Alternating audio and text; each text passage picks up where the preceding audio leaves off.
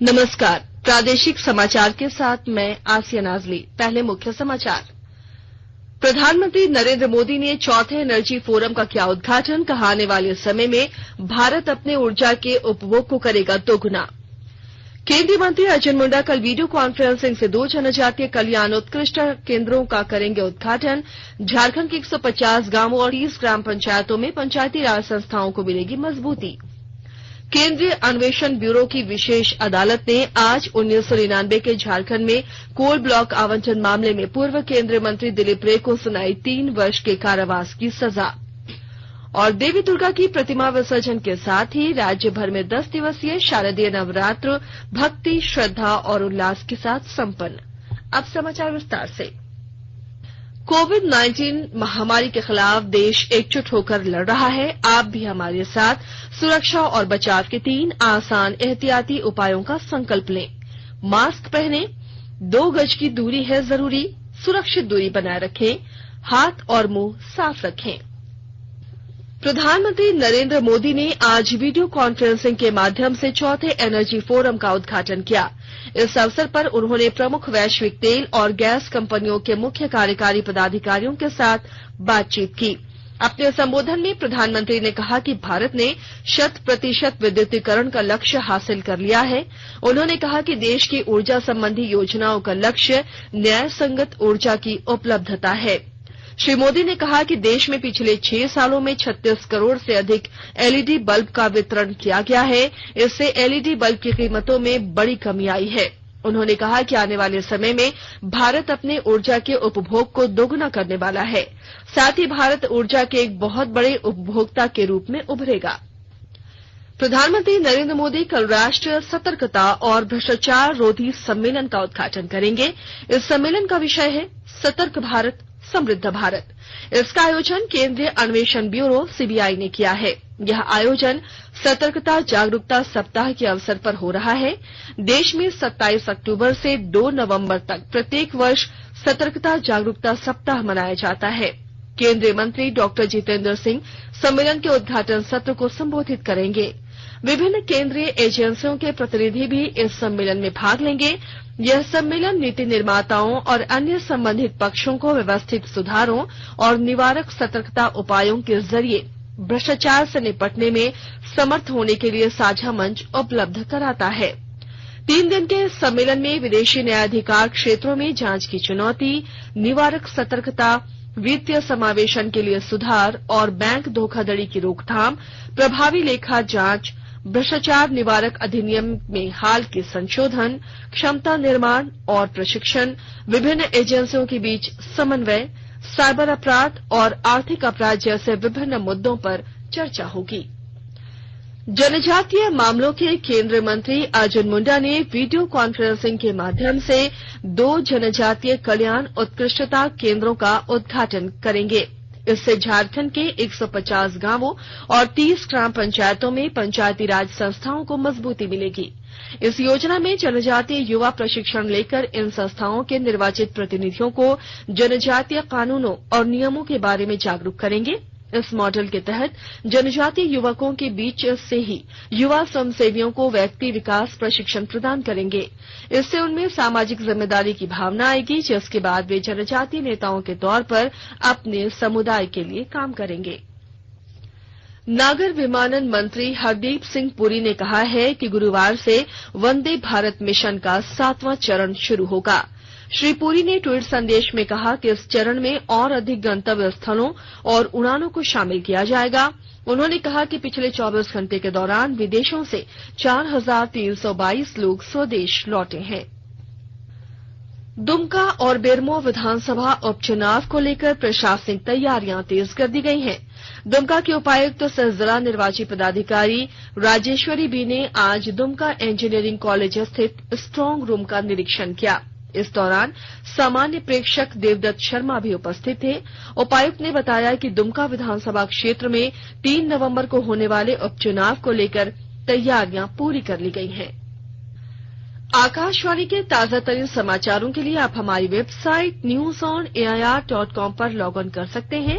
ताजा समाचार Twitter handle @AIR news alerts और Facebook page All India Radio news पर भी उपलब्ध है। आप प्रादेशिक समाचार एकांश के ट्विटर हैंडल @AIRnews_रांची और Facebook page AIR news Ranchi के अलावा YouTube channel regional news unit Ranchi पर भी हमारे बुलेटिन सुन सकते हैं। प्रादेशिक समाचार आप आकाशवाणी रांची से सुन रहे हैं और अब पेश है कोरोना से बचाव के कुछ संदेश।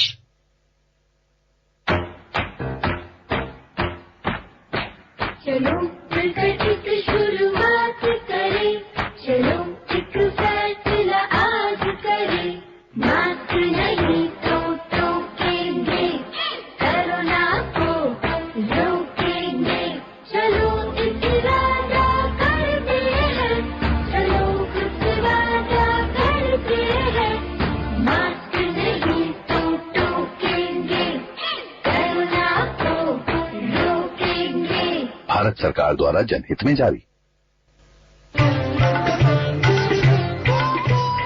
कोविड-19 से बचाव और सुरक्षित रहने के 3 उपाय।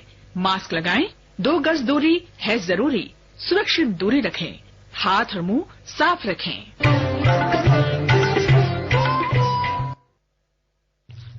प्रादेशिक समाचार में आपका एक बार फिर स्वागत है।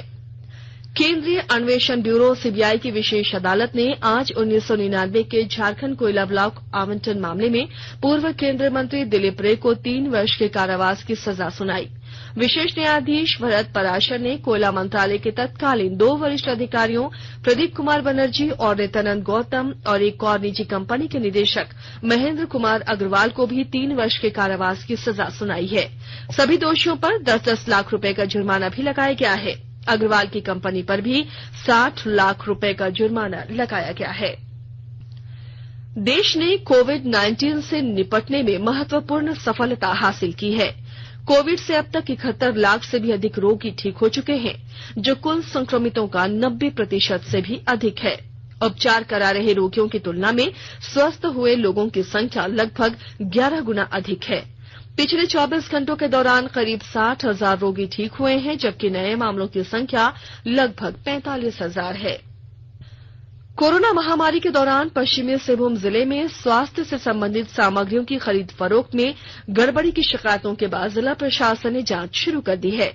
और जानकारी दे रहे हैं हमारे संवाददाता। पश्चिमी सिंहभूम जिले के स्वास्थ्य विभाग में कोरोना महामारी के दौरान हुई खरीद फरोख्त में गड़बड़ी की शिकायतों के बाद जिला प्रशासन ने जांच शुरू कर दी है। मीडिया रिपोर्टों में पीपीई किट सहित अन्य उपकरणों एवं उपस्करों की खरीद फरोख्त में गड़बड़ी का मामला आने के बाद स्वास्थ्य विभाग में खलबली मच गई है। उपायुक्त अरवा राजकमल ने प्रथम दृष्टया गड़बड़ी की शिकायतों को सही पाते हुए इसके जांच के आदेश दिए हैं। जांच के लिए 3 सदस्यीय टीम बनाई गई है, जो खरीद फरोख्त के मानकों की जांच के साथ साथ भुगतान की गड़बड़ियों की भी जांच करेगी। क्योंकि कोरोना महामारी के मद्देनजर स्वास्थ्य विभाग को खर्च करने के लिए जनप्रतिनिधियों ने भी अपनी विवेकाधीन निधि से राशि दी थी। इसलिए जनप्रतिनिधियों ने मांग की है कि इस मामले में जांच कमेटी स्वतंत्र और शक्ति संपन्न होनी चाहिए, ताकि जांच पारदर्शी तरीके से की जा सके। दिलीप बैनर्जी, आकाशवाणी समाचार, चाईबासा। जाने माने क्रिकेट खिलाड़ी सचिन तेंदुलकर ने कहा है कि आज के समय में अपने जीवन में कुछ बदलाव लाकर हमें अपने परिवार की सुरक्षा का ख्याल रखना है। ये समय है कि हम हमारे जिंदगी में कुछ बदलाव भी लाए, सेफ नॉर्मल के तरीकों से। हम सभी को खुद की और अपने परिवार की सुरक्षा के लिए कुछ सरल बातों का ख्याल रखना चाहिए। हमें अपने हाथ साबुन लगाने के बाद 20 सेकंड तक लगातार मलते रहने चाहिए। अगर साबुन और पानी ना हो तो हैंड सैनिटाइजर का इस्तेमाल करें और पूरे हाथ पर तब तक मलते रहे जब तक वो सूख न जाए। मास्क ये बहुत ही जरूरी है। वरिष्ठ चिकित्सा विशेषज्ञ डॉक्टर नरेंद्र सैनी ने सुरक्षा उपायों की अवहेलना के कारण त्योहारों के दौरान गंभीर स्थितियों के बारे में चर्चा की। उन्होंने आकाशवाणी के एक विशेष कार्यक्रम में कोरोना वायरस के संक्रमण से सुरक्षित रहने और सुरक्षा उपायों का पालन करने की सलाह दी। कि आप सोशली कनेक्टेड रहिए, फिजिकल डिस्टेंस मेंटेन करिए। दूसरा, जब वायरल देखेंगे बहुत ज्यादा फैलती है जब ये विंटर आती है, तो ये भी वायरस है, तो विंटर में उसके फैलने की आशंका बढ़ जाती है। दूसरा, जैसे शहरों में पोल्यूशन होता है, पोल्यूशन में स्मॉग हो जाती है, तो इट मीन्स वायरस की कंसेंट्रेशन भी हमारे अराउंड बढ़ जाती है। तो यदि ये हम सोशल डिस्टेंस मेंटेन नहीं करेंगे तो ये जो फेस्टिवल हमारे हैं, जो हमारे को खुशी का संदेश देते हैं, दुर्भाग्यवश कहीं ऐसा ना हो कि हमारे लिए एक चिंता का विषय बन जाए। आकाशवाणी का समाचार सेवा प्रभाग आज अपने फोन इन कार्यक्रम में हिंदी और अंग्रेजी में कोविड-19 पर विशेष परिचर्चा प्रसारित करेगा। यह कार्यक्रम आज रात 9:30 बजे से एफएम गोल्ड और अतिरिक्त मीटरों पर सुना जा सकता है। अखिल भारतीय आयुर्वेद संस्थान के निदेशक डॉक्टर तनुजा नेसरी चर्चा में भाग लेंगी। श्रोता हमारे टोल फ्री नंबर 1800-115767 पर फोन करके विशेषज्ञ से सीधे सवाल पूछ सकते हैं। लैंडलाइन नंबर 011-233-14444 पर भी सवाल पूछे जा सकते हैं। ट्विटर हैंडल @AIR न्यूज पर #AskAIR के जरिए भी सवाल पूछ सकते हैं। यह कार्यक्रम हमारी वेबसाइट newsonair.com और हमारी YouTube channel news on AIR official पर भी उपलब्ध रहेगा। Mobile app news on AIR से भी अपडेट लिए जा सकते हैं। राज्य भर में आज 10 दिनों का शारदीय नवरात्र भक्ति, श्रद्धा और उल्लास के साथ संपन्न हो गया। विभिन्न जिलों में पूजा और हवन के बाद मां दुर्गा की प्रतिमा का विसर्जन किया गया। कोरोना महामारी को लेकर जारी दिशा निर्देशों का पालन करते हुए विभिन्न पूजा समितियों ने इस बार पूरी प्रक्रिया संपन्न कराई। मां दुर्गा की विदाई के अवसर पर सामाजिक दूरी का पालन करते हुए भक्तों ने देवी दुर्गा से आशीर्वाद लिया। दुमका से हमारे संवाददाता ने खबर दी है कि इस दौरान जिला प्रशासन द्वारा सुरक्षा के व्यापक प्रबंध किए गए थे। हालांकि इस बार रावण दहन का कार्यक्रम आयोजित नहीं किया गया। इसके अलावा पूजा के अवसर पर लगने वाले मेले का भी आयोजन नहीं किया गया। वहीं लोहरदगा जिले में सामाजिक दूरी का पालन करते हुए बेहद ही सीमित स्तर पर प्रतीकात्मक रूप से रावण दहन कार्यक्रम का आयोजन किया गया। उधर हमारी खूंटी संवाददाता ने खबर दी है कि इस बार वर्षों पुरानी परंपराएं टूटी और मां की प्रतिमा को नगर भ्रमण के लिए नहीं ले जाया गया। विसर्जन की प्रक्रिया भी साधारण तरीके से पूरी की गई। इस बीच हमारे हजारीबाग संवाददाता ने खबर दी है कि शारदीय नवरात्र में मां दुर्गा के 9 रूपों की पूजा के बाद आज विजयादशमी के अवसर पर विभिन्न तालाबों में मां दुर्गा की प्रतिमा का विसर्जन किया गया। खूंटी जिले की पुलिस ने आज प्रतिबंधित नक्सली संगठन PLFI के 3 नक्सलियों को गिरफ्तार किया है। जिले के पुलिस अधीक्षक आशुतोष शेखर ने बताया कि इनके पास से कारतूस, मोबाइल फोन, संगठन के पर्चे समेत अन्य चीजें बरामद की गई हैं। ये तीनों पैसों की वसूली करने के लिए मुरहू थाना क्षेत्र में एकत्रित हुए थे, जिन्हें यहां से गिरफ्तार कर लिया गया। गुमला लोहरदगा मार्ग पर बीती रात अपराधियों ने भाई बहन की पत्थर से कुचलकर हत्या कर दी। दोनों निजी वाहन से लोहरदगा जा रहे थे। इसी बीच घाघरा थाना क्षेत्र के चुंदरी गांव के पास अपराधियों ने इस घटना को अंजाम दिया। जिले के पुलिस अधीक्षक ने बताया कि घटनास्थल से लगभग 20 किलोमीटर की दूरी पर इनके वाहन को बरामद किया गया है। इन्होंने आपसी मतभेद और लूटपाट की नीयत से इस घटना को अंजाम दिए जाने की आशंका जताई है। पलामू जिले की पुलिस ने छतरपुर में हुई एक हत्या मामले का उद्भेदन करते हुए इस वारदात में शामिल 3 लोगों को गिरफ्तार कर लिया। जिले के पुलिस अधीक्षक संजीव कुमार ने आज आयोजित एक संवाददाता सम्मेलन में इसकी जानकारी दी। उन्होंने बताया कि प्रेम प्रसंग के मामले में एक युवक की हत्या कर दी गई थी। इस मामले में युवक की प्रेमिका के भाई समेत 2 अन्य लोगों को गिरफ्तार करते हुए न्यायिक हिरासत में भेज दिया गया है। गुमला जिले के बसिया प्रखंड स्थित बागमुंडा जलप्रपात में आज नहाने के क्रम में डूबने से 2 बच्चों की मौत हो गई, जबकि एक बच्चे की तलाश जारी है।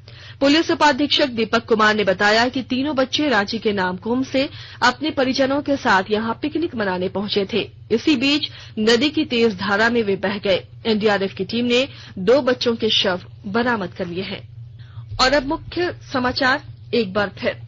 प्रधानमंत्री नरेंद्र मोदी ने चौथे एनर्जी फोरम का किया उद्घाटन। कहा आने वाले समय में भारत अपने ऊर्जा के उपभोग को करेगा 2 गुना।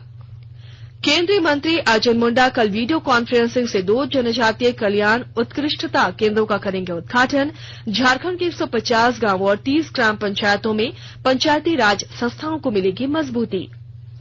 केंद्रीय अन्वेषण ब्यूरो की विशेष अदालत ने आज 1999 के झारखंड में कोल ब्लॉक आवंटन मामले में पूर्व केंद्रीय मंत्री दिलीप रे को सुनाई 3 वर्ष के कारावास की सजा।